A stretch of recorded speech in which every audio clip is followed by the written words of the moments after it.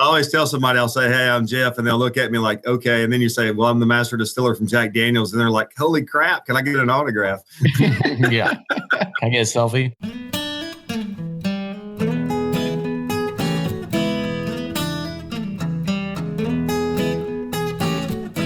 Hey everyone, welcome back to another brand new episode of Bourbon Pursuit. But let's hit some news first. Bourbon Affair, the Kentucky Bourbon Affair. It's the fantasy camp for bourbon lovers. Is going to be taking place June 5th through the 10th in Louisville, Kentucky.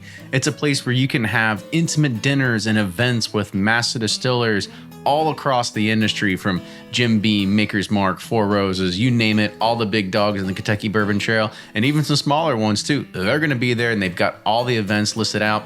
We're going to be there, and we're going to be recording some sessions that will be taking place during the Higher Proof Expo. And these are going to be some good sessions, and we're glad that we're allowing the opportunity to be able to record these so we can bring them out to our fans and bring them to our masses. However, they're not going to be released for quite some time, so you need to be there in person. And not only that is, we can't record all of them. We're only going to record 4 of the total 16 or 20. So you've got to be there in person. There's a lot of great things that you can see. Make sure you go to kybourbonaffair.com. You can see all the events, buy your tickets, and make your way to Louisville June 5th through the 10th. We've grown a lot in regards of our social media presence. I was very happy when I looked at Facebook just the other day, and we just passed 3,500 fans. That's awesome. And Instagram just passed 8,500. I mean, we're blowing up, and you have to make sure that you follow us on all these different places, because we're posting anything that we're doing, from the recording sites, from what we're drinking on a Friday or Saturday or maybe a Tuesday afternoon. We're doing all those kinds of things. You know, we're looking at posting whiskey reviews and all the links to all the new show sponsors as well. Those are going to be coming through our social, so make sure you go check that out. This week, we did pick our latest barrel, which is going to be a 14-year straight bourbon whiskey coming from Barrel Bourbon. So you can expect a podcast featuring Joe and the other folks at Barrel, so you can get really excited about this barrel pick in the upcoming weeks. And again, barrel picks are only available to Patreon supporters, so make sure you go support us on Patreon and you get access to those barrel picks. Now, today's show is what we would call a continual beating of a dead horse. It is something where we have seen it all the time on whether they're Facebook forums or whether they're on Google links, and it's always the question is Jack Daniels a bourbon? Well, I hate to be a spoiler alert, but who knows if we actually come away with an answer at the end of today, because there is legalities, there's Lincoln County processes, and there's just mindset. It is something a bourbon before it goes into something else. If you're going to finish a port whiskey or finish a bourbon in a port barrel, is it still considered bourbon, right? These are the things that you have to think about of what still constitutes a bourbon at the end of the day when it's done with its actual legal process.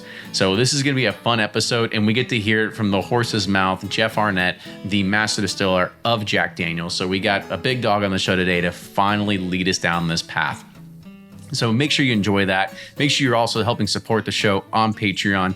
As I'd mentioned, we've got our barrel bourbon pick. We've got our Willet pick coming. We've got bottle totes, patches, t-shirts, koozies, and more. And I'm also thinking about doing some little bit extra, maybe some leather coasters, maybe some other etched glassware from our new sponsor that we have on here. So we'll kind of think of some new things that we can get in there.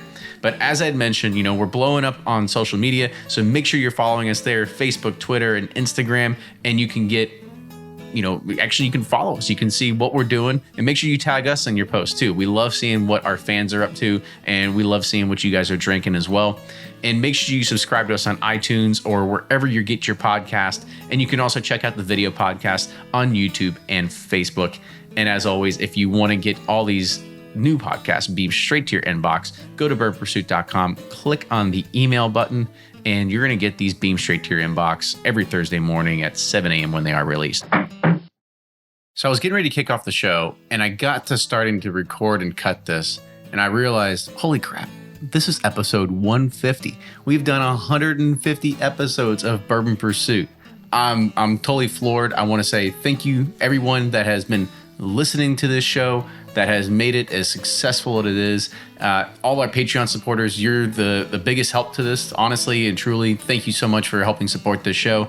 And, everyone just keep continuing to listen. Make sure those iTunes reviews keep coming in. I mean, that's really what helps this. That's what helps us make us the official podcast of bourbon, the best podcast out there as well. So again, thank you everybody for the loyal support. And with that, enjoy this week's episode.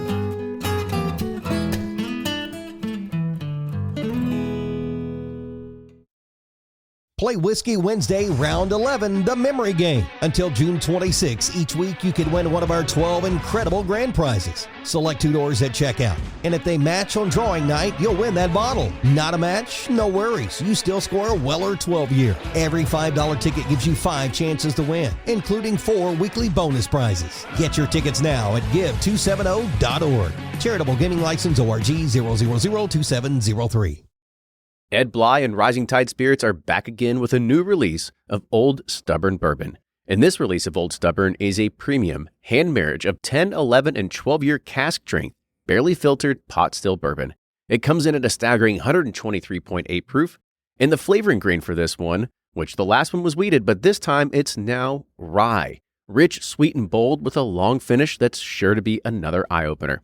You can order online at Sealbox or thebourbonconcierge.com. And you can even purchase in person at Revival Vintage Spirits, and even now with very few select stores in Kentucky. You can get it now while you can, but be sure to do it because it's not going to last long. Always find what you love at Total Wine & More. With so many great bottles to choose from at the lowest price, it's easy to find your favorite Cabernet or a new single barrel bourbon to try with some help from one of their friendly guides. And with every bottle comes the confidence of knowing you just found something amazing. With the lowest prices for over 30 years, find what you love and love what you find only at Total Wine & More. Curbside pickup and delivery available in most areas. Visit TotalWine.com to learn more. Spirits not sold in Virginia and North Carolina. Drink responsibly and be 21. From their bar to yours, Chad and Sarah of the popular YouTube channel It's Bourbon Night bring you their favorite at-home old-fashioned mix with the new Elemental Elixirs Golden Hour Syrup. It's a custom-made syrup with notes of bold black tea, warm spices, and orange zest. All you need is your favorite whiskey and ice. No bitters needed. One bottle makes 16 drinks, so that's only $1 a cocktail before you add your own whiskey. They can also be enjoyed in other cocktails or spirits, mocktails, coffee, tea, and anything you can think of. It's crafted locally in Lexington, Kentucky, and you can get your bottle now at whiskeyambitions.com. Do you ever pour yourself a bourbon, swirl it around, and then start struggling to come up with tasting notes? And perhaps you're also looking for a good Father's Day gift idea. Well, you can now solve both with a kit from Knows Your Bourbon. And unlike other nosing kits on the market, Knows Your Bourbon kits feature real ingredients for the most authentic aromas. You can smell real Tahitian vanilla bean instead of some synthetic aroma that's just made from chemicals. So head on over to knowsyourbourbon.com and enter code BP10 for 10% off your order.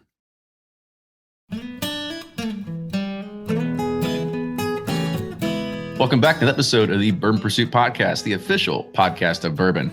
Today is going to create the ever ongoing argument that we see on all the bourbon community forums. It seems that you know what, it's been going on for years now, right? It's border wars, like Kentucky versus Tennessee. It goes deep to our core. With me, it all began with Tennessee football, but when you see those orange jerseys come on the field, and you're like, oh, God, yeah. And you hear Rocky Top a million times because I went to a Tennessee game and Kentucky played them, and we suck, obviously. And Tennessee does some good every play, and it's like Rocky Top, Rocky Top, Rocky Top, and you're like, I can't take this anymore. And so it's either that or like the Florida Seminoles, like the karate or the chop or whatever. Yeah, you kind of get sick of it after a while. Yeah. For me, I think it was, and we'll kind of talk about this as well, as when you start getting a bourbon and people are, they either hand you a bottle of Jack Daniels, or you hear the things that says like, oh, my dad won't talk to me because I brought a bottle of Jack Daniels to Christmas or something, right? And it's like, it's always the age-long thing of, is Jack Daniels a bourbon? I know, I don't really even know. I've always just been so close-minded to it because of the Kentucky Tennessee thing, but I'm excited to kind of bring a peace coalition, between us two, and is Jack Daniel's bourbon. I know, and that's what it's truly what we're going to try to find out today. So today on the show we have Jeff Arnett. This is just Jeff. Apparently, he just likes to be called Jeff, but he is the master distiller at Jack Daniel's Distillery. So Jeff, welcome to the show. Hey, well, thank you for having me on today. I appreciate the opportunity. You got it. So I guess the first part we want to start off with is kind of how did you get into this business, right? Before we get into, everything about Jack being a bourbon or not being a bourbon and processes and maple charcoal, like I want to just talk about you first. So kind of talk about where you kind of either, did you grow up around it? Did you like drinking and you said, this is a good path for me? What was your idea? I grew up over in West Tennessee, about halfway between Memphis and Nashville, in a town called Jackson, and actually went away to college thinking I would work in the automotive field. That was my first interest. But my hometown of Jackson is where Procter & Gamble had put the Pringles potato chip plant, and it was the largest industrial employer in my hometown. So when I was graduating from college, I couldn't find work in the automotive field, so I decided to call on Procter & Gamble. And at the time, they didn't have openings at Pringles, but if they told me if I was interested in working for them, that the interview would be in New Orleans at the Folger Coffee Company. So I drove down and took an interview there and worked for 4.5 years at the Folger plant. It was there that I learned the sensory sciences, because the New Orleans plant for Folgers was very close to the port of New Orleans. It was where the commodities market for coffees existed. So we would bring in small quantities of beans from all the different countries that grow them. And I would sit with the old coffee masters from time to time, and I would learn how to class and grade coffee beans on flavor, acidity, and body, and all these different attributes that you want to consider as you would think about blending them to be more complete and more complex, and of course, hopefully better together than they were individually. So I was there for, like I said, about 4.5 years in New Orleans, and then I moved out to Texas to a sister coffee plant that decaffeinated coffee beans. But it had also been an orange juice plant. It had been converted to do juice drinks. So I was out there a couple of years, and then I moved back to my hometown of Jackson, Tennessee, and then I was making Pringles. But P&G decided to divest all of its food brands. But I was a huge fan of Jack Daniel's. I was in the Tennessee Squires Association. I saw a job posting that sounded very similar to what I had done in my background, and decided to float a resume on it. And it just so happened that it was for the quality control manager's job at the Jack Daniel Distillery, which I think if you would talk to most Tennessee Squires, they would tell you that their dream job would be to quit whatever they do today, move to Lynchburg and work here at the distillery somewhere. So I was happy just to be able to do that. But as a quality control manager here, I worked under the previous master distiller for 7 years. And it was in that job that I literally learned how to take water and grains and yeast, ferment it, distill it, charcoal mellow it, mature it in a barrel, and then ultimately years later get it in a bottle, making sure every label was straight and every cap was tight. And I even answered consumer comments for Jack Daniel's directly for 5 years. So that was my background. Like I said, I'm a native Tennessean. I was a huge fan of Jack Daniel's. Got my start here as a quality control manager, and that has now been about 16 years ago. So you came in through kind of a mentorship as well, and yeah, I guess you could say, you basically learned along the way. I have, and there were different things that I had done in my background that I think were helpful. But there's nothing much better than I think learning how to make whiskey from people that have been making it for as long as the people here in Lynchburg have. So many of the people that I work with even today are the people who taught me what I know. They're the true experts, and they've learned how to make whiskey from their parents and grandparents, because when you grow up in Lynchburg, there's not much else to do.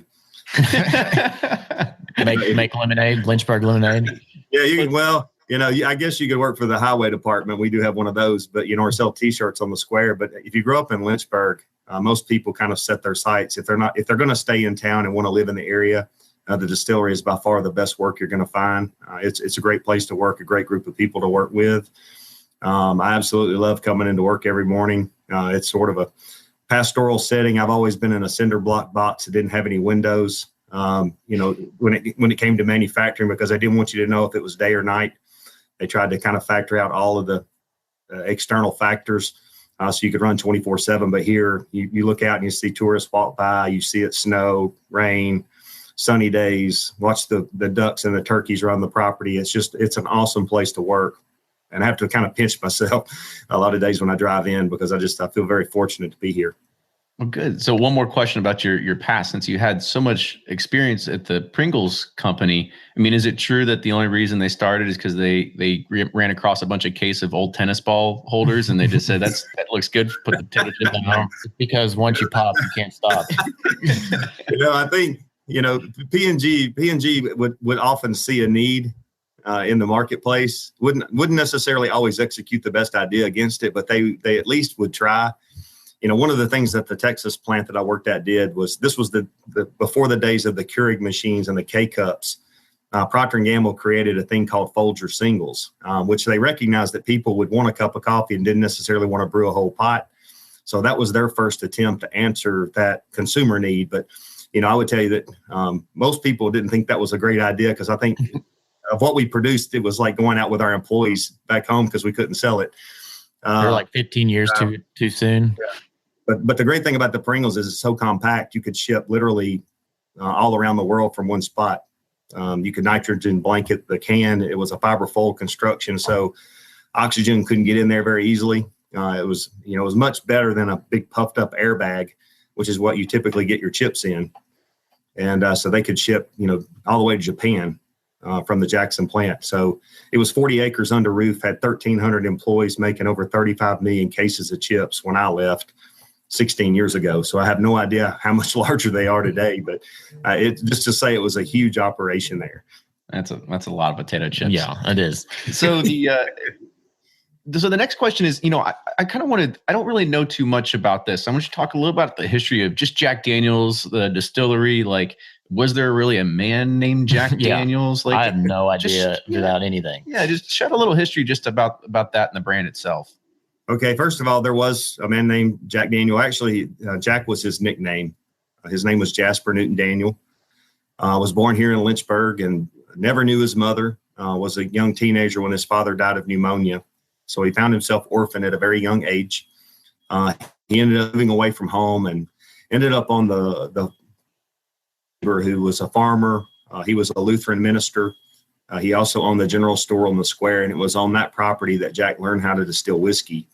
And he kind of perfected the craft on this man's name. His name was Dan Call. He was out there for several years, and then he had the opportunity to purchase the distilling equipment. And when he did, he brought it to where we're located today.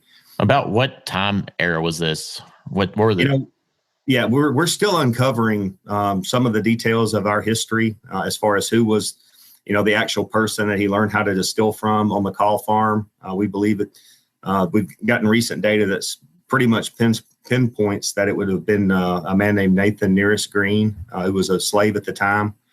Actually, Nearest sons were some of the first distillery employees, and the Green family still works here even today. But starting in the late 1860s, mid 1860s, out at the Call farm, and then ultimately ending up here at the Cave Spring in the 1880s. So we've been here for a fairly long time. But when I think about what would have driven Jack to have come to this location, I'm pretty convinced it's the quality of the water. We have a cave spring that flows with abundant limestone water. It's cold. That's only in Kentucky, limestone water, right? No, the limestone ridge kind of begins up near Virginia, comes through Kentucky, and then terminates close to where we are. No, it's just funny. Everybody here, they're like, our limestone water is what makes it. And I'm like, it's in a reverse osmosis machine.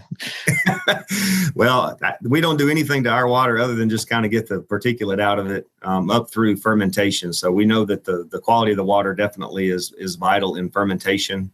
As soon as you distill, it doesn't really matter where your water would come from. You do need to use distilled quality water because you just want to.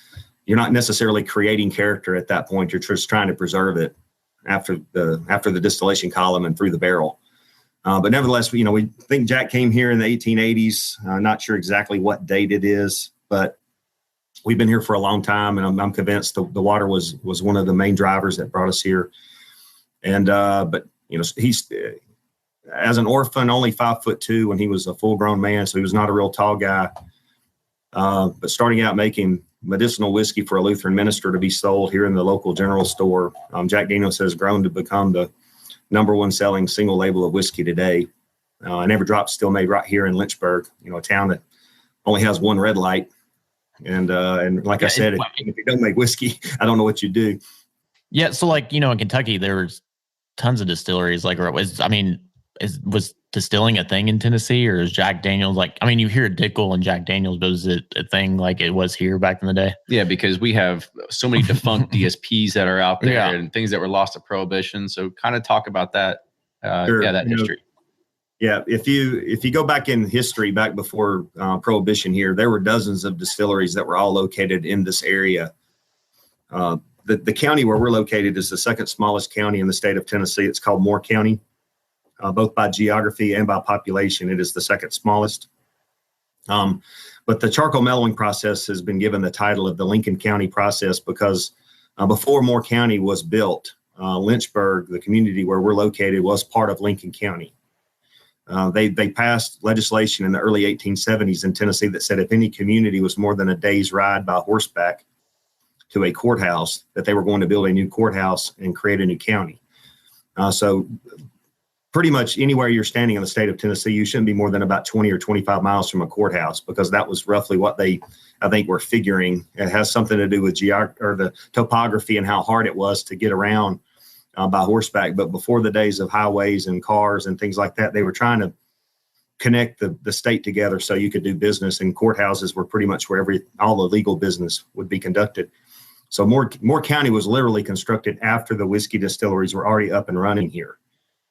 Our courthouse was built, I think it was finished in 1874, the one on the square. Yeah, I was about to say, I was like, with all those courthouses, like what kind of delinquents are running out there that you got to have this many people?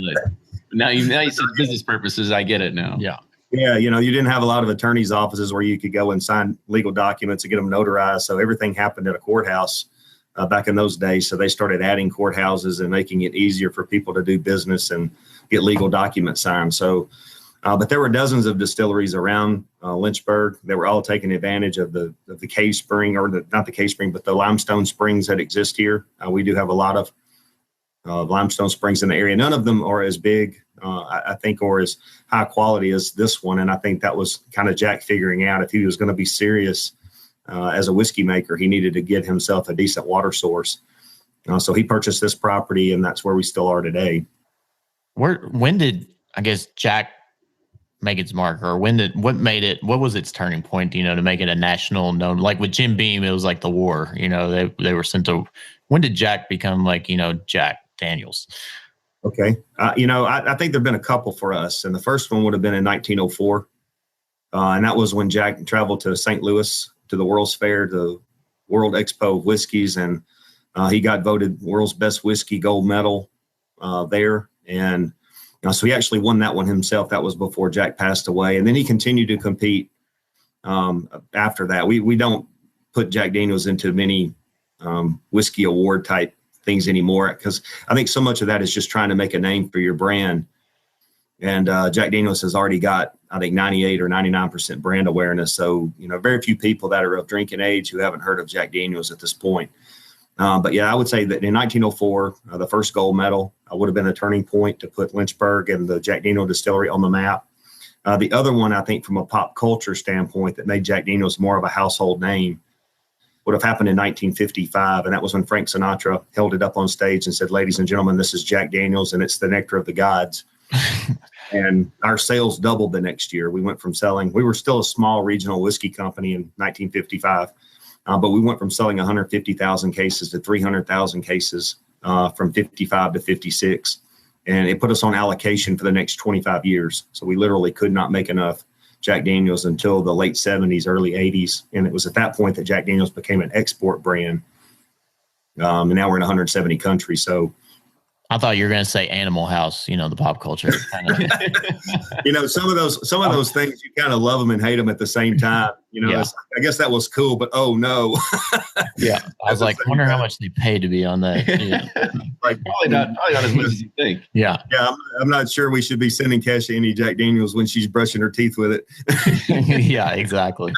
And so it was kind of funny that you said that you really didn't, or actually started to catch up with the production cycle in the 70s and 80s. And that was the time when the bourbon community wasn't really doing too well, when clear spirits were were actually, king at that point. And as you had mentioned, that's when the export market really picked up. So I guess it was a time that you all could start building stock once again. It was, yeah. The 50s, 60s, and 70s were certainly kind of brown spirits. That was their heyday. Began to cool in the 80s, 90s, and 2000s. And then I think kind of has begun its uptick around 2010. The last 5-6 years for sure, you've seen a lot more whiskeys coming into the marketplace. Rye whiskey in particular is the fastest growing form of American whiskey today. And you're seeing a lot more labels of that showing up in the market. So yes, during the 80s, that was when we began to come out with different expressions of Jack Daniels. We came out with Gentleman Jack during that time frame to double mellow, to kind of use the innovation and the craft of charcoal and to apply it to the product in a way that would kind of potentially make it a little bit more approachable, a little bit softer, a little bit more delicate for what was at the time a palate that was asking for lighter flavors. We followed that up, of course. Then we came out with something in the 90s that was the polar opposite of that, going with single barrel for those hardcore, the diehard Jack Daniels fans who said, hey, we really would like something more interesting, higher proof, more aromatic, more flavorful, coming out with single barrel to kind of answer that. And we really didn't do a whole lot of new flavors, or different variants of Jack Daniels. So 1997 to 2011, we came out with no new products other than just some collectible series type things that the collectors always ask for, but we're now up to 10. So you can tell that just, since 2010, 2011, the whiskey market has been on fire. And we have certainly been trying to respond to the fact that people are looking for new and interesting things to try. Cool. So I guess now's the time. Let's really dig into, why is Jack Daniels a bourbon or not a bourbon? And we'll get your opinion after this. So I'm gonna put a few check boxes out there and see if we're hitting them. So is Jack Daniels being distilled in the mash, and does it use at least 51% corn? It does. Yes. Check. Okay. So check box there, right? And you had mentioned earlier about the water, having from the cave spring, and that gives it something, another flavor additive, I guess you could say, to it. I've also read somewhere you guys are very proud of your yeast. Can you talk about that in the regards of it too? Sure. We very similar to what I would call your old school distilleries. We maintained a jug yeast here that was just a very diverse mixture of yeast that had been harvested from this hollow over the years. And I would say people have asked me, what things have changed or what things have gotten better about Jack Daniels over the years. One of them is in our ability to care for and manage a live yeast culture. We've been able to go in and kind of clean that. A yeast is sort of a population. It's not everything in the culture is going to have the exact same properties, but you can select for properties. But you want to maintain character and get rid of all the things that are maybe wild, any lactics, any acetobacters and things like that. Make sure you have a pure culture. So we have done that, but we have a proprietary yeast culture. It's only used to make Jack Daniels. It's preserved here and in 2 other locations. So we cryogenically preserve it to make sure it doesn't change over time. We're constantly monitoring for character, any shifts in character. Our superior alcohols are, if we run a GC analysis of our distillate, if we see any shifts in it, we can go to the freezer and pull up a culture that was, the mother culture, and resurrect that and get ourselves, right back on target of the character that we want to have. So we also have other proprietary cultures within our company, and we also cross-preserve those here for those sites, just in case something were to happen at our other distillery sites, and we could provide a clean culture back to them. So we try to share and back one another up where we can. But we have a full-time microbiologist who actually wrote the yeasting section of the alcohol textbook. So I would say not only is he an expert for Jack Daniels, but he's considered to be pretty much an industry expert as well. In my business, when they say, we back each other up, we call that disaster recovery. Yeah. We have disaster recovery plans for sure. I talk about Jack Daniels and disaster in the same sentence. So, we already talked about Lynchburg, right? So distillation in the United States. So that's another checkbox, right? Yep. And it kind of follows a lot of the other laws that would require it to be bourbon, if I'm not mistaken, meaning that you're not adding any flavoring agents, distilling at no more than 160 proof, entering the barrel at no more than 125 proof, right? Correct. Yeah, we distill at 140 proof. For most of our entry, it's going to be at 125, but we have gone as low as 100. So based on what we're trying to accomplish in the barrel, we can, as long as we don't exceed 125, then we meet the letter of the law. And we never exceed 125. Right. And then, okay. So you had talked about the Lincoln County process already, but give a little bit more description and detail of like really what that means and charcoal mellowing, type of charcoal, like where does it come from, all that good stuff. Okay. We only use a hard sugar maple variety of wood, and that's going to come within about an hour's radius of Lynchburg. Today, we used to operate our own sawmill to cut the wood, but today we just find it's much more practical to partner with local sawmills who run saws all day long, to go ahead and create a rick of wood. So these are about roughly 2-inch by 2-inch sticks that are 4 feet long. There's 343 of them stacked in a sort of in a crosshatch grid in multiple layers, which allows us to bring them in and store them here on site and guarantee some amount of seasoning. So we purposely have open storage, as far as out in the elements, because we do want the rain and the sun and the winds to kind of take some of the green elements out of it. Then ultimately, once the hard sugar maple has cured and seasoned some here on property, we can put 4 of them onto a pad and light them up. And we'll use our own product as the accelerant for it. So we literally go out with 140 proof whiskey from our own still, put a lighter to it, and create almost like a blowtorch to get the ricks hot enough to burn. But ultimately, burn through the wood. As soon as all the open flames are kind of gone from the wood, where you just see glowing embers, we'll put water on it to quench it and put it out and let it cool. Once it's cool, we'll grind it down to about a 1/4 inch in size and then hand compact it into a 14-foot tall vat that holds a 10-foot column of charcoal. So it's all done here on site. Like I said, the wood is all local. There's certainly an art form to how you burn and make charcoal in the open air. And what you want to do in your vat is you don't want the particles to be so fine that the whiskey can't flow through it, because literally you can just blind it off, almost like silt if you don't grind it correctly. But what you do want to do is make sure that you don't have big coarse particles in there, because what you're wanting is contact. You want the whiskey to make a lot of contact. You want it to get exposure to, this charcoal is sort of like a carbon filter. It will have receptor sites in it where it can absorb things from the whiskey into itself. So that's a lot of people, we say that charcoal mellowing sweetens our whiskey, and a lot of people think because of its hard sugar maple is the wood, that somehow wood imparts a sweetness to the whiskey. But actually what the charcoal does is it absorbs bitters into itself. So it alters the flavor as the whiskey passes through, and it lets the sweet flavors pass, and it pulls the bitters off. It takes the fatty acids out of it, slightly adjust pH back up towards neutral, because your distillate is acidic. So the whiskey that flows in the top of a charcoal mellowing vat has sort of a slightly oily mouthfeel. It feels like it clings to the tongue. And when you swallow it, it has an aftertaste that I would describe as like corn chips or cooked corn.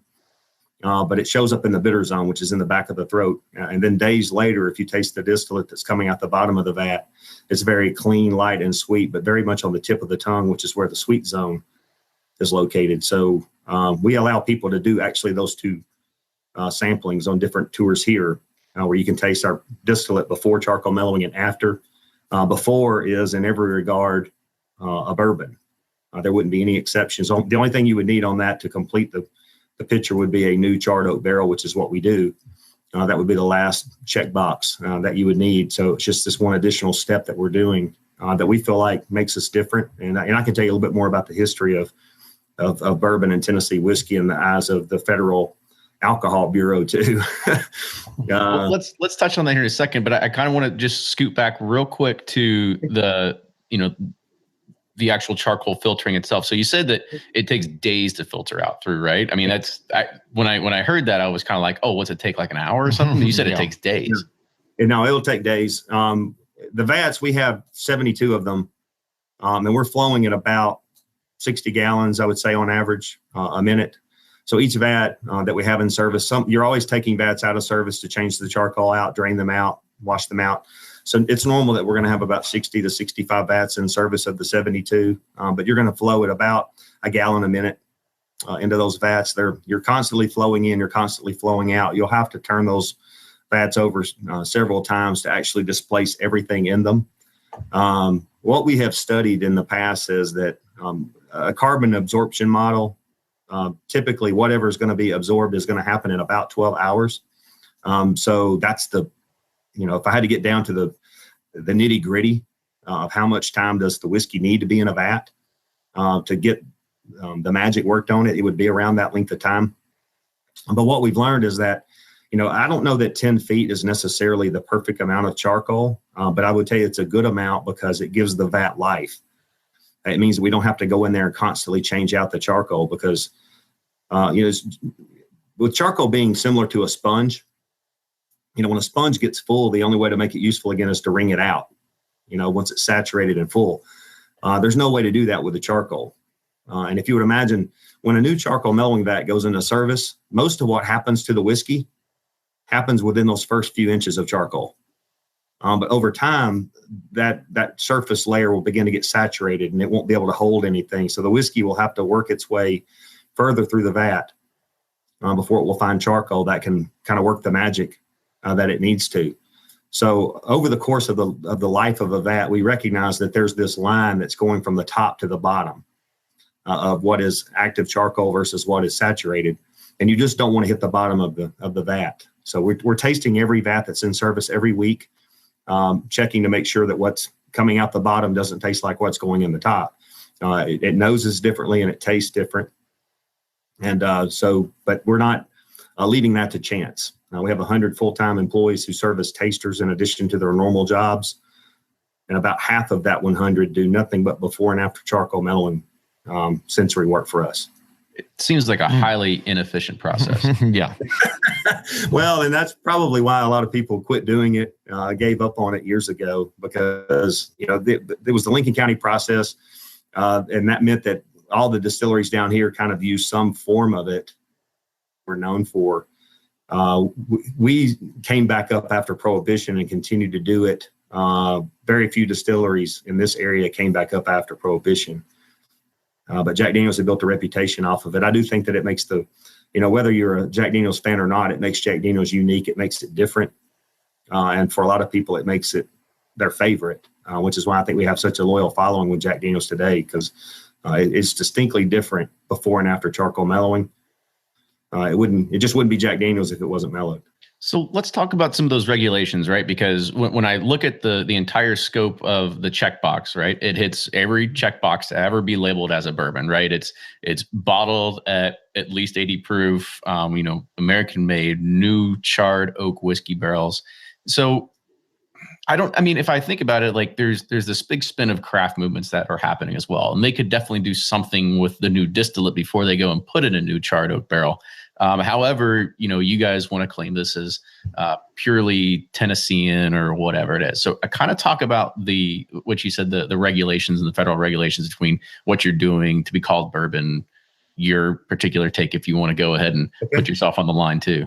Okay, sure. If we, after Prohibition, Tennessee actually started its Prohibition period about 10 years before national Prohibition. So we went dry in 1909 when the nation did in 1919. And then when the nation lifted it in 1933, Tennessee stayed 5 years longer and didn't overturn it until 1938. And that was largely due to the lobbying of the Motlows, who were the nephews that Jack had willed the distillery to. So they went to Nashville, actually ran for office and won a seat and went to Nashville to lobby to get the distillery and state prohibition overturned. So once we were back up and running, we were entering the marketplace, I guess, around 1941. This would have been Green Label was our biggest seller back in those years. So it was, it's a less mature version of Jack Daniel's. So they were able to start reintroducing some products from the distillery back into the marketplace. And they had back then it wasn't the BATF and it wasn't the TTB. There was a Federal Bureau of Alcohol that existed in Washington, D.C. So they wrote the Motlows and said, look, we have reviewed your process, and there's no exceptions to your process. Everything that you do there qualifies you to be called bourbon. Therefore, we would like you to change your label to not be called Tennessee whiskey, but to be called bourbon instead. So the Motlows at the time, the nephews, contested that. And they said, look, our uncle said that Tennessee whiskey was different by virtue. It wasn't called charcoal mellowing back then. They referred to it as a process called leaching. We leach it through charcoal. And they said, it makes the character so different that we believe that Tennessee whiskey is different than bourbon, and we don't want to mislabel it because we think it tastes different.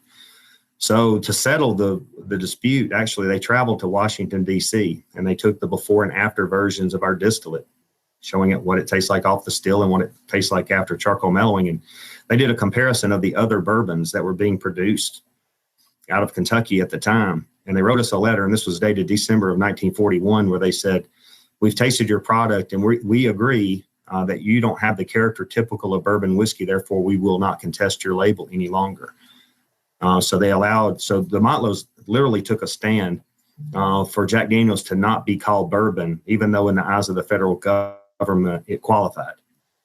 Because they said, hey, we're spending a lot of money on this process of charcoal mellowing, and it's been an integral part of who we are, and we don't want to back up from that. It adds days to our process. We spend over $1 million typically buying wood and replacing it in our process. So we don't view it as a shortcut, or I've heard of a lot of different things that I think have sort of derogatory implications as when people mention charcoal mellowing who don't do it. But we would tell you that we think it gives us a nice head start of getting rid of the bitterness in the distillate before we ever get into the barrel, because that is one of the things that the barrel was designed to do for bourbon. It was to soften its bitter edge, but also to gain all the other things that it would benefit from in the barrel. But we feel like, hey, it's what the barrel would take probably a couple of years to get done. The charcoal can get done in a couple of days. So let's not stop doing that, because it creates a unique flavor for us. So it wasn't just a Kentucky versus Tennessee thing. We're Tennessee and we're more proud. No, I think it was, I think Kentucky had already built a reputation, even though you can make bourbon in any state in America. By far, Kentucky is the one who embraced it and made it famous. And when people think of Kentucky today, they think of horse racing and bourbon. I think when they think of Tennessee, they think of music, and they think of Tennessee whiskey, and it being maybe slightly different. But of all the things in the whiskey world, for sure, our first cousin in the whiskey world is bourbon. So if you go down through our process, we can check every box of bourbon. It's just this one additional step that we do that we feel like gives us a unique character that, like I said, Jack believed in, that the Motlows fought for to keep in place, and then ultimately ended up as part of a law that was enacted about 4 years ago in the state of Tennessee that defined Tennessee whiskey as a category. Yeah, but I think that's also like a federal regulation, right? Like bourbon's at a federal level, so you can have Mississippi bourbon, you can have New York bourbon, of course you have Kentucky bourbon. Now I think, right. And of course, you guys hit all the check boxes that it technically is a bourbon. You do a little bit something extra to it, but you want to call it a Tennessee whiskey. So what if somebody in California wants to go ahead and get a truck bed full of charcoal and start, filtering his distillate out of there, and they're like, "Well, Tennessee whiskey in California."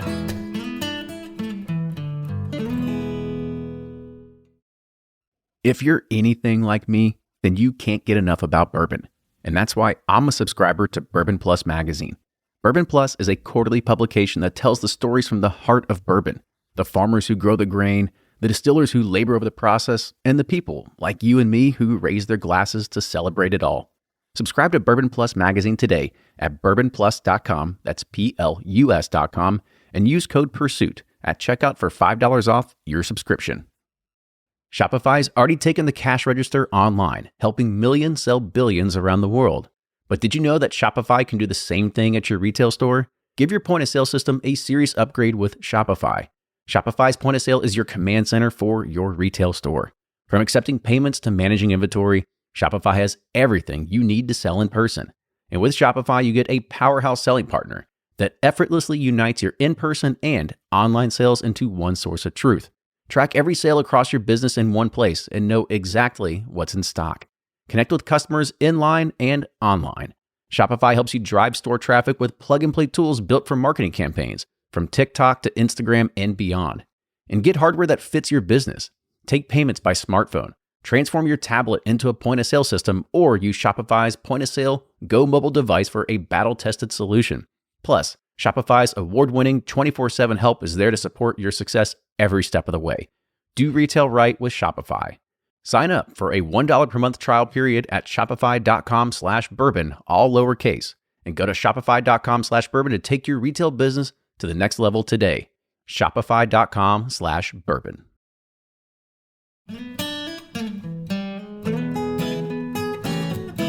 It technically is a bourbon. You do a little bit something extra to it, but you want to call it a Tennessee whiskey. So what if somebody in California wants to go ahead and get a truck bed full of charcoal and start, filtering his distillate out of there, and they're like, "Well, Tennessee whiskey in California."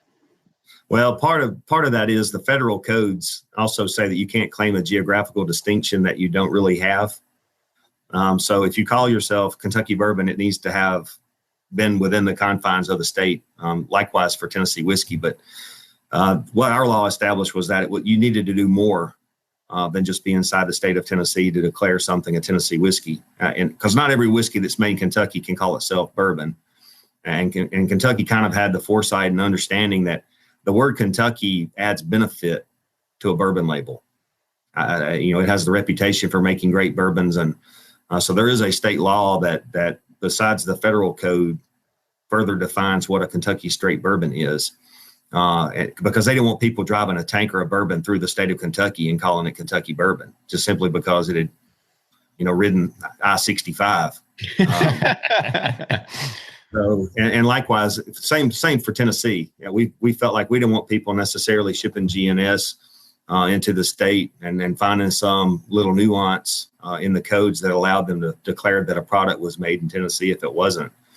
But there were some old historical newspaper clippings that went back into the days, besides Jack Daniels and George Dickel, one of the old whiskey sellers, manufacturers that was in the state of Tennessee was Charles Nelson.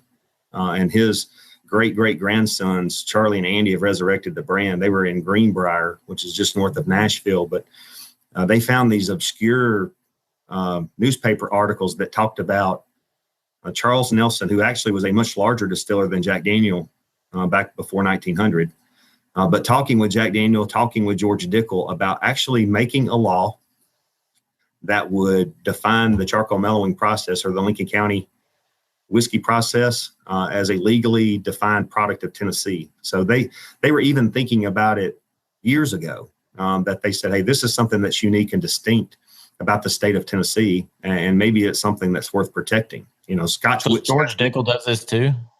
They do. Okay. And everybody does it. Yeah, everybody does it a little bit differently. If you look at their process, I'm not sure how often they find that they need to change out their charcoal. I don't know that they ever say. Do they call it the Lincoln County process also, or? Yes, I believe if you look at their records, they're doing it for the same reasons that we are, and it was because it was a regional phenomena here that everybody believed that it made whiskey taste better, it made it more palatable and easier to drink if you did it.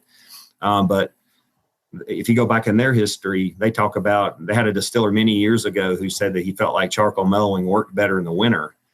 When the distillate was colder, when it would go through. So I'm not sure, what science they had to support that, but it was just a sense that if the whiskey's cold, the charcoal's more effective. Therefore, they go through like a chiller to make sure it doesn't matter if it's winter or summer. They get their whiskey good and cold before they go through the charcoal mellowing process. And that's sort of their innovation or their take on how to get the best out of charcoal. For us, it's 10 feet. It's tasting it every week. It's changing it out as necessary to get what we want out of it. And I would tell you that Jack Daniels is pretty aggressive. I'm looking at other distillers. There's 33 distillers, I think, now across the state of Tennessee. 30 of them came in the last 6 or 7 years. But some of them are just using maybe, a foot or two of charcoal, and they're flowing fairly slow.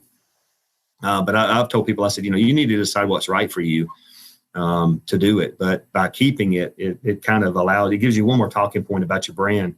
That gives you a tie to the history of Tennessee and and the charcoal mellowing process that really was the one unique thing that Tennessee brought to the world of whiskey. So while we're on the topic of legislation and stuff like that, back in 2014, there was a Tennessee law that was going to be invoked or modified or anything like that. Or maybe, sorry, it was back in 2013 that was going to allow the reuse of oak barrels in the Tennessee whiskey aging process. But you oppose the legislation. Is that because you secretly love bourbon? Yeah, well, I would tell you this, when I describe Jack Daniel's to people, the first thing that I have to do is talk them through our process and explain that we are, first and foremost, we're a bourbon. And one of the things that I love about bourbon is that they're all natural. By keeping a brand new barrel as part of the requirements, it guarantees that you don't have to use colorings or flavorings or things that other products that are produced out of used barrels have to rely on, just simply so they don't pale either in flavor or in look to bourbon. So, being all natural, I think there's just a lot to be said for that. And so, if we were going to define something as a Tennessee whiskey, I wouldn't have wanted the definition to have come up short of bourbon. To me, that was sort of the basic starting point, is that, why would we want to legislate something in that is a pretty well a known compromise when it comes to whiskey making? Let's keep it all natural. That's historically what we've done. If the industry gets to the point where there's pressure because of wood supply, that we need to rethink that, we shouldn't be doing it at a state level. We should probably be talking about that at a national or federal level for what defines bourbon. If we're going to say, hey, we're going to take some of the pressure off of the new wood supply and we're going to allow you to refurbish barrels, then I think we could talk about it. But, Jack Daniel's makes barrels. We're part of a company that whiskey and bourbons, but also as a new barrel maker. So I think our understanding of the barrel may be a little bit better than most whiskey makers today, because we're so vertically integrated that we buy our own logs, we have our own stave mills, and we have 2 cooperages. And we have products that we reuse barrels in. We have Canadian whiskey, we have Reposado tequilas, we have a Kentucky whiskey that's allowed, by its definition, to reuse barrels. And from what we've seen, it's just, I don't know that you can do anything to a used barrel to have it fully replicate the benefits of a new barrel. To me, it's sort of like a tea bag. The first time you use it, you get a lot of flavor and color out of it. And you can try to reuse a tea bag a second, third, or fourth time, but it's simply not going to perform on those subsequent uses the same way it does on its first. So at that, at this point, I wasn't wanting to compromise with it. I don't see any on the wood supply at this point that would dictate that we would need to do that. So yeah, I argue definitely for the fact that I think Tennessee whiskey should hold the line and keep new barrels as part of its process. By the way, I think we just caught you in there that you just said that Jack Daniel's is a bourbon, right? We caught you saying. Yeah, of course I did. Because that's the first thing I have to establish, is that our process follows the bourbon class and type, that there's no exceptions there. And that bourbon is a quality distinctive category. It doesn't allow artificial colorings and flavorings. And, there's some truth in labeling that follows being able to put bourbon on your label. Not all whiskeys can call themselves bourbon, because bourbon is a little bit higher form of whiskey as it's defined. So I always try to establish that first, is that Tennessee whiskey is actually a unique form of bourbon that's made in the state of Tennessee and utilizes the mellowing process. Yeah, it's just funny. It just seems like they would have come up with some better name than just, Tennessee whiskey, right? Because you could say whiskey can be whiskey. It can be really anything, but, it could have been a Tennessee bourbon whiskey, or you could have used the word whiskey backwards or something and be like, that's what we are, right? Like, I don't know. I think, I would think that if Jack Daniel thought that we were still going to be debating it 150 years later, yeah, he probably would have come up with a whole new name for it. But whiskey was a common term back then. He did a 100-year strategic plan. We have seen some of the old newspaper articles back when whiskey was being sold, when really it was largely being traded at a commodity level. So the brand name, whether it be Jack Daniel's or Nelson's or Dickel whiskeys or whatever, those were not as important as the Lincoln County whiskey title was, because all the whiskeys that were produced using charcoal mellowing were kind of lumped together and marketed as a unit. Like I said, when whiskey was really almost seen more on a commodity basis, it's like, okay, here's bourbon, but here's Lincoln County whiskey. If you're looking for it, it didn't really matter what brand name it was.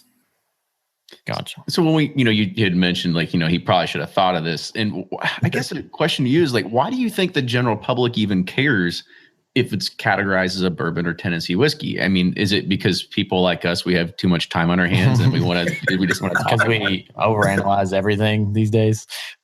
Well, I think whiskey is one of those things where, I liken it to vodka.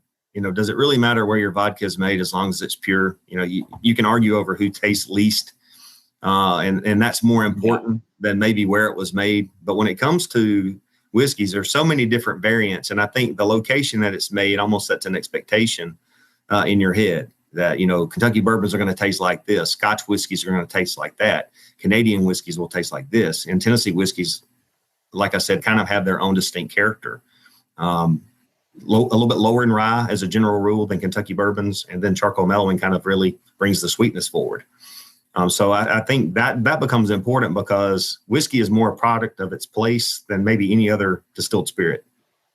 And people want to know these things about where they come from. I'm actually one of these that I'm kind of anxious to see some of what's going on in the industry right now, where people are declaring distillery names as trademarks that you don't even know where that distillery is, where there's a lot of buying and selling in bulk, and people labeling and declaring locations that are not necessarily, I think, being transparent or authentic about where the product was made and how it was produced. For us, of course, we make every drop for ourselves, so it's easy for us to stand and say, look, if it's got a Jack Daniel's name on it, I can tell you where every drop of it was made. And that we don't buy in bulk from anyone. We don't sell in bulk to anyone. So if it's got our name on it, we did it. And with the rye, in particular in the rye category right now, there's just a lot of labels out there. Not many people making rye, but a lot of labels of it out there, just the same. Yeah, it all comes from somewhere in India. Yeah, right. Just the state, 2 states above you, 1 above us, right? Yeah. So, I mentioned at the very beginning of the show when we first started this, you have this idea of when people, they hand you a bottle of Jack Daniels, they're like, that's not bourbon, like get out of my face, or your son disowns them because they're drinking Jack or something like that. But does it go the other way around? Like if you're in Tennessee and somebody brings you you're like, I don't want that Kentucky shit. Yeah. I mean, you're like, I'm a Tennessee whiskey person. I mean, you kind of see that flip side sort of happening as people start getting behind the brands or getting behind their state or something like that. I think when it comes to Tennessee whiskey, you don't have a whole lot of options besides Jack Daniel's today. There's a few out there, but really, Jack Daniel's largely defines Tennessee whiskey with its one brand. When it comes to Kentucky bourbon, I think you got a lot more choices. And if somebody's not a fan of Jack Daniel's, I sit with people, I do tastings with them. You can tell that some people, they absolutely love Jack Daniel's. They're anxiously awaiting the next product to come out, but they're going to be a Jack Daniel's drinker for their whole life. Others, you can tell, are kind of skeptical. They don't necessarily. I can tell that Jack Daniel's, they're going along with the tasting, but I can tell maybe that it's not ringing their bell. And that's fine. That's we as a company have, we have several bourbon brands. They don't all taste the same. So if I get a sense that people are not going to be a Jack Daniel's fan, then I don't hesitate to point them to our Kentucky bourbon brands, because I've been through those processes. I know the people who make them, and I know that I can give them a solid recommendation based on what I know. If Jack Daniel's isn't your cup of tea, just don't give up on whiskey. Go through. Look at Kentucky bourbons. There's some fine ones out there.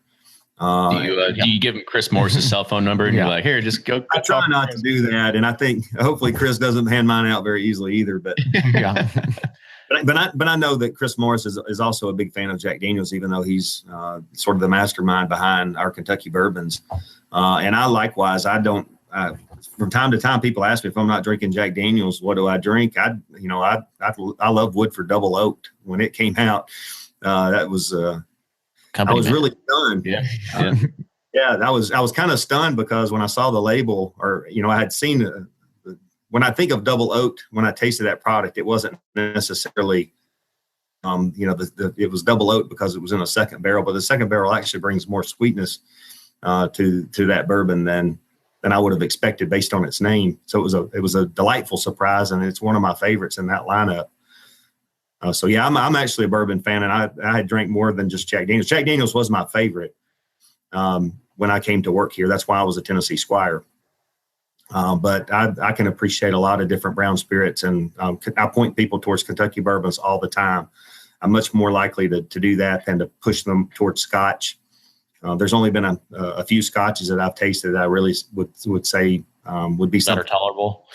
Yeah, that I would want to drink. I just, the smoke, the peat, the iodine, the medicinal notes are not necessarily something that I find or that I want to explore them very much. But the sherried casks Scotches are the ones that I tend to like the best. And we actually, as a company, just picked up 3 single malt Scotch brands that I thought were excellent. I was pretty pleased. They were very similar to the ones that I'd said would have been the best that I'd ever tried. We've become a little bit more of a complete whiskey company over the course of the last decade. If you look at Brown-Forman and Jack Daniels, going from just a North American whiskey to really more of a global footprint. It really has, yeah. I just had that happened to me in a conference in Florida with the whole Jack Daniels bourbon thing. Like, I'm drinking bourbon at the bar, and this guy I just met from Wisconsin, he's like, oh, I brought some good Jack Daniels up in my room. And I was like, yeah, stuff, put my nose in there. And so I went back to his room and I was like, I'll try it. Cause he had a bottle of Gentleman Jack. I'm not sure which expressions or if there's multiple, but yeah, I had it and I was actually like, shit, it's actually good. I was telling Kenny this a couple of weeks ago. And so I actually bought a bottle of Gentleman Jack like 2 weeks ago, and I felt like I was like having an affair on my wife or something. Like, it's like, nobody look at me, please. I'll keep your secret safe. Yeah. But we've come out recently with our first full barrel strength product as a single barrel, and I think even people who've had a hard time writing anything positive about Jack Daniels over the years, were kind of taken aback at just how good it was. Somewhere between. To me, it was a nice change up. Like we drink bourbon all the time, and so it's like, it's just like you said, it's got that little nuance that makes it different, that stands out. That I enjoyed it because it kind of gives a little different taste to your taste buds. When of course, when anytime with Gentleman Jack, if I see somebody drinking Canadian whiskey in particular, Canadian whiskeys kind of operate under a different set of standards, and they can use caramel coloring and some sweeteners and things of that nature. But I think Gentleman Jack kind of comes off as easily as approachable as some of the best Canadian whiskeys out there, yet it's still all natural. It's just water, grains, and barrel and charcoal getting to that flavor point. So I'm always like, if you're drinking, in the Canadian whiskey set and you haven't tried Gentleman Jack, just maybe give it a look. So that's kind of my sales pitch to them. If I find somebody who likes the big, robust, the really dark bourbon type products, I like our single barrel. And actually, I think our very best is our barrel proof single barrel. Like I said, somewhere between 128 and 138 proof. And I think it's just staggeringly smooth at that high proof point, because people usually look at the proof point like that and think there's no way I could drink that straight. And I always say, don't fool yourself. The first sip of any bottle should be done neat. And then if you want to add a little water or ice after that, then do it. But do it from a position of knowledge. Don't just look at the label and automatically assume that you know what you're going to do with it or need to do with it to drink it. If you want to add a little bit of water after the fact, then by all means do it. Okay, so you had mentioned a few different brands right there. We talked about just the regular Jack Daniel's Black. We talked about green. Talked about Gentleman Jack. We talked about single barrel. Talked about single barrel proof. So you've hit on a lot of different ranges of where people can come in. And so I kind of want you to talk to some of the people like me, the bourbon snobs out there, right? And saying like, oh, I want something that's, at least like 90 to 100 proof, and, something that's bolder, fuller mouthfeel. And then you've got those people that only want to go for rare collectible stuff. So like, where do bourbon drinkers, what's a good medium entry here for not just people get into whiskey, but people that have been drinking bourbon for a long time? Like, how do they get themselves familiar with Jack Daniels? Yeah. Anytime somebody tells me they don't drink much whiskey but want to try something from Jack Daniels, I'll suggest Gentleman Jack. And that's not because I think that that's beginner's whiskey, because I know plenty of people who've been drinking for 30 or 40 years and will tell me that that's their favorite. from Jack Daniel's. So, a lot of people aren't beginning with it, they're ending with it. And that's just simply their preference. They like the softer oak finish that it provides.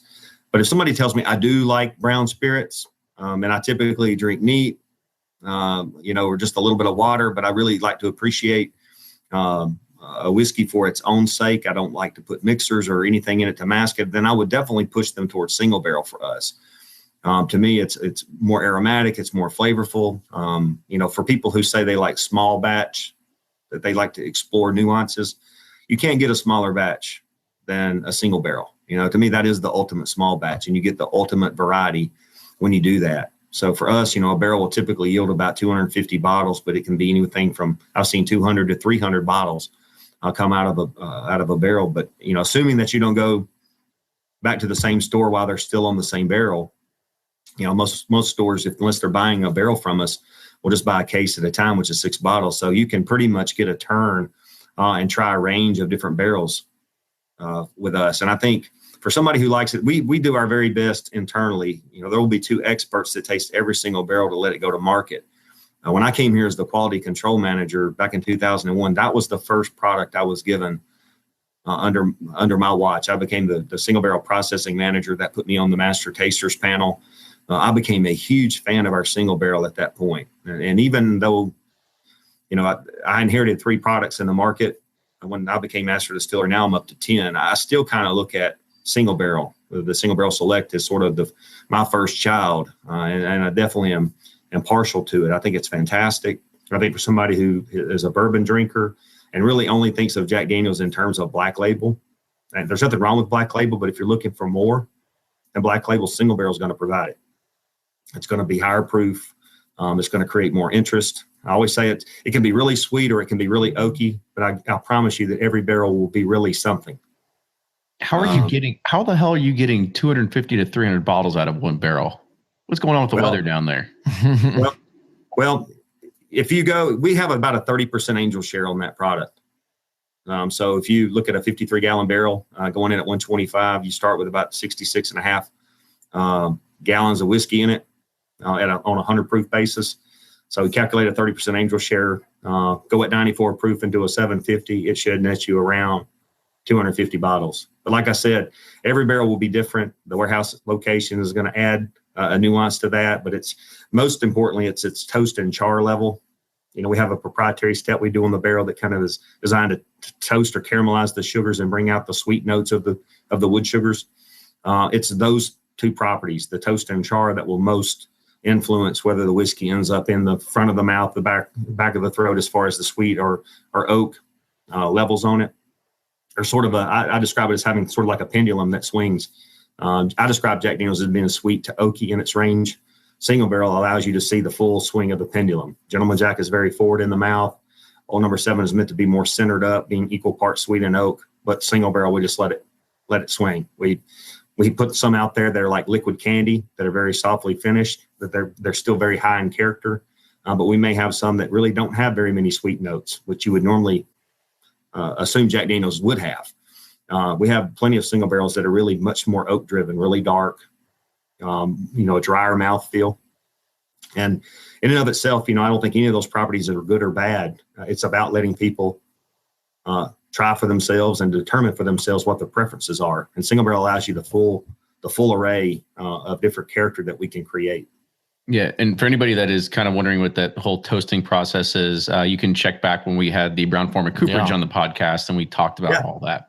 And then one thing that we didn't really hit on is the guy that made you famous. So what's this whole Sinatra release about with Jack Daniel's? Yeah. By making barrels for ourselves, we did the proprietary step of toasting. We kind of built a patent around how we do that part of the process. So all of our barrels are new and they're toasted and they're charred. But we had gone in and started to say, hey, if we just kind of cut some grooves in it, how would that change the maturation process of that particular barrel? We could easily calculate that it would double the wood surface to the whiskey ratio. So it doubles your inside surface area, kind of opens up 3 layers, your char layer, your toast layer, and your raw layer of wood immediately to the whiskey, kind of opens up the end grain. The capillary action is going to be almost immediate on it. But most importantly, what's removed from the sides of the barrel stays in the barrel. when we were submitting that for approval, that it wouldn't declass it as a new barrel, we were thinking at the time that they would rule that we could do the process, but would potentially have to take all of the loose material out of the barrel. And likewise, they actually ruled just the opposite and said, hey, because it was a original part of the barrel, we'll let you do that process as long as it stays in the barrel. So literally, it's like kind of wood chipping the barrel at the same time. Even though we're not adding the wood chips in, we're just kind of creating them by knocking them loose from the sides of the stave. But we watched those barrels develop over the years. They, year over year, about 40% darker than the barrel that didn't have the process done to it. It's much bolder, much drier on the mouthfeel. So as we were talking with Frank's children, and they were saying, hey, we would love to do something with Jack Daniels. You know, he was a lifelong Jack Daniels drinker, literally from 1947 until he passed away. He even was buried with a bottle of it in his casket. So they said, you know, we couldn't do anything with any other whiskey brand other than Jack Daniels, but we would love to do something and would like it to be different at the same time. So the words that kept coming up were bold and smooth. That Frank was bold and smooth as a person, and we would want the whiskey to speak to that. So definitely what we call the Sinatra barrel, which is this toasted, charred, and grooved barrel, provides the boldness for that character. So those are brought in to the batch to kind of elevate and lengthen the finish on the product. And I've had people come to me. We went back to 90 proof on that, which is the proof that he held up on stage in 1955. You know, it's if you look at the color, I think the being darker and more oak driven in character would be much more reminiscent of the whiskeys of the 1950s than maybe of today. So we felt like it was just appropriate if we were going to take that barrel and put a name on it, that the Sinatra name was the correct one for it. But I've had people tell me that they've not necessarily been a fan of any Jack Daniels product until they tried that one. So I do think it's different. And for some people, they tell me they don't like it. But all the more reason why we've gone from 3 products to 10. You know, ultimately what you hope to do is have something in your portfolio that if somebody who's open to drinking whiskey, they can find something in there that they'll like. I feel really bad for those people that thought that was the best one that they'd ever tasted, because they got a pretty expensive stepping stone into whiskey. Yeah. See, my wife had always been a fan of Gentleman Jack, and we went and did a Sinatra dinner somewhere, and she was asking me about that particular product, and she said, well, tell me about the Sinatra. And I said, well, I'm not sure it'll be your favorite, because I would plot it on the other end of the spectrum from Gentleman Jack as far as its character, where Gentleman Jack is much more sweet, soft finish, not a lot of oak notes in it. This is much more in the oak end of the range, but that is actually her favorite. But, you know, after ring shopping with her and shopping for granite countertops, it wouldn't surprise me. It makes sense. Find the most expensive thing in the store and make it her favorite. Yeah, exactly. All right. So we got one more question to kind of wrap this up with. So Fred Minnick had a really good article about, you know, whether bourbon or whether Jack Daniels is bourbon. And he kind of closed it up. And I kind of want your thoughts that really this argument is going to always continue until the federal government ever steps in, kind of defines it once and for all. So if the federal government were able to do that, would you sit there and be on the lobbying board to make sure that you could put your stamp in history there? You know, we actually, before the Tennessee whiskey law went to a state level to be written, one of the things that we had heard from the TTB is that they didn't necessarily want to go in and tell Tennessee what Tennessee whiskey was. They were like, that's a matter for the state to decide. So, you know, I think we're fine with the way it ended up. And I think the debate, I think the argument, all the debating, I think even though it was a painful time when we were arguing over whether or not there should be a Tennessee whiskey law, you know, I was certainly happy that it stuck. But I think as people read through the arguments on both sides of the aisle, even though it was largely, I think 90% sided with the fact that they thought the Tennessee whiskey law was a good idea and it would be good for their business. It gave them a definable process that they could sell a product under. They could choose to call themselves bourbon if they didn't want to mellow, or they could, you know, go to Tennessee whiskey if they wanted to. So they were like, hey, that gives me 2 options that people understand. But I think that's just it. I think it's all in the understanding. It's all in the variety. And so I think as long as people are setting out to make quality products, everybody wins.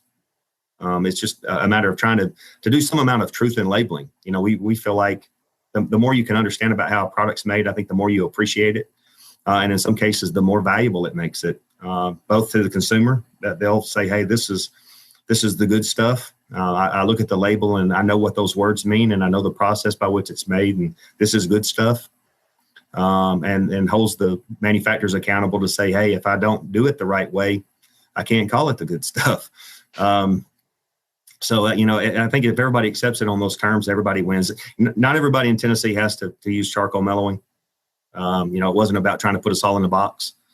And there are plenty of people who are not charcoal mellowing today who are in the state producing products the way they want to. But it was about trying to preserve some of the history of the state, some of the heritage. That charcoal mellowing was the thing historically that always made Tennessee slightly different.